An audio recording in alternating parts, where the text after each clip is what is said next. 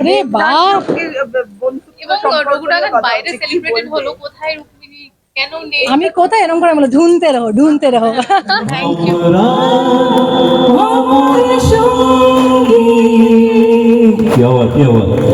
বাজি ফাটানো ছোটবেলা থেকেই হয়, কিন্তু আস্তে আস্তে উইথ টাইম যেটা হয় যে আমরা আরো বেশি সতর্ক হতে থাকি। অবশ্যই আরো আরো ভালো কাজ করুক, এবং ও শুধু কলকাতায় আবদ্ধ নিয়ে বম্বে কাজ করছে। তো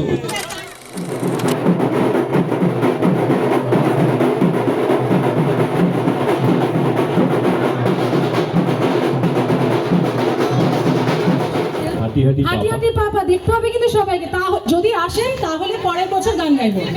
গান কারণ এটা একদম অন্যরকম, একদম ঘরের গল্প। এই গল্পটি খুব সুন্দর গল্প, এবং চিরঞ্জিত দা আমাদের খুব সিনিয়র অভিনেতা চিরঞ্জিত চক্রবর্তী। এখানে রুক্মিণীর অনেক ফ্যান রয়েছে, তারা অনেকক্ষণ ধরে অপেক্ষা করছিল রুক্মিণীকে একবার সামনে দেখার জন্য। সেটা আমাদের সত্যি রুক্মিণীর জন্য অনেক অনেক শুভেচ্ছা।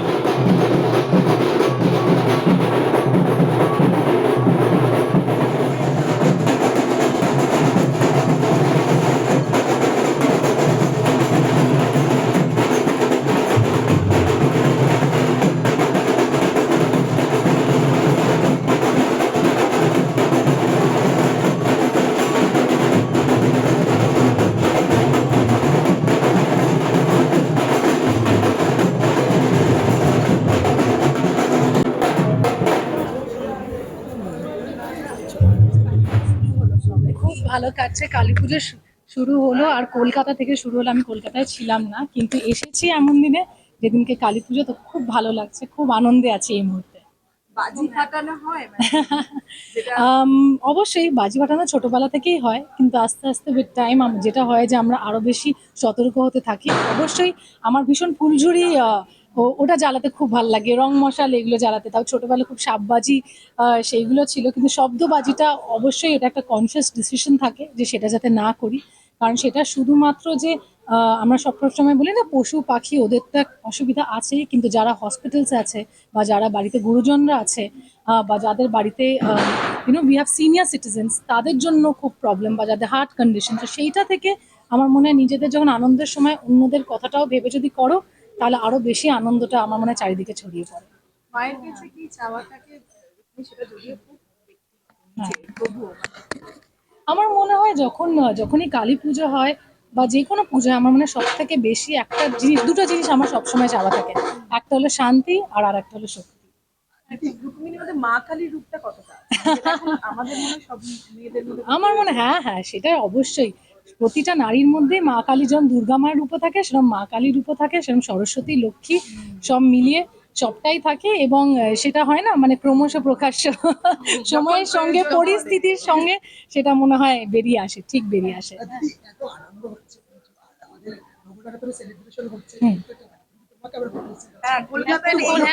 আমি ছিলাম না, আমি শুটে ছিলাম, আমি শুটিং এ ছিলাম। বরঞ্চ আমি আজকে এসেছি, আবার আমি কালকে বেরিয়ে যাব। আমার কি বলে নিস মায়েরা, ওর জন্মদিন, তো আমি সেই জন্য আবার দিল্লি ছুটে চলে যাবো। কিন্তু আজকের দিনটা আমার কলকাতায় যারা যারা আছে কাছের মানুষ সবার সঙ্গে দিওয়ালিটা কি বলে দীপাবলিটা সেলিব্রেট করার জন্য এসে গেছি। বাপরে বাপ। এবং রঘুনাথের বাইরে সেলিব্রেটেড হলো, কোথায় রুক্মিণী কেন নেই? আমি কোথায় এরকম করে বলো, ঢুনতে রহো ঢুনতে রহো। একটু এগিয়ে আসো, মিডলে ক্যামেরা রয়েছে। এই মুহূর্তে 7,000 ক্রস করে গেছে আমাদের সরাসরি যারা অনুষ্ঠানটি দেখছেন ইউটিউবের মাধ্যমে। আপনাদেরও স্বাগত জানাই, আপনাদের প্রিয় অভিনেত্রী এই মুহূর্তে মঞ্চে।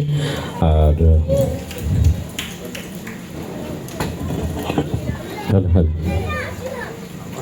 রুক্মিণী, প্রথমবার তুমি আমাদের এই পুজো মণ্ডপে, এবং তোমার তো আমার মনে আছে একটা ডায়লগ ছিল, যখন বিনোদিনী একজনকে বলছেন যে সে যাতে তার অভিনয় করা দ্রৌপদী দেখতে আসে, এবং সে ছিল একজন অবাঙালি।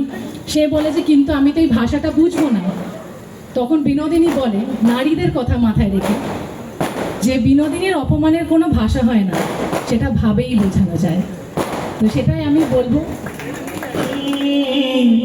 তুমি যে আমার যুগে যুগে, আমি তোমারি, আমি আছি সেই যে তোমার, তুমি আছো সেই আমারি।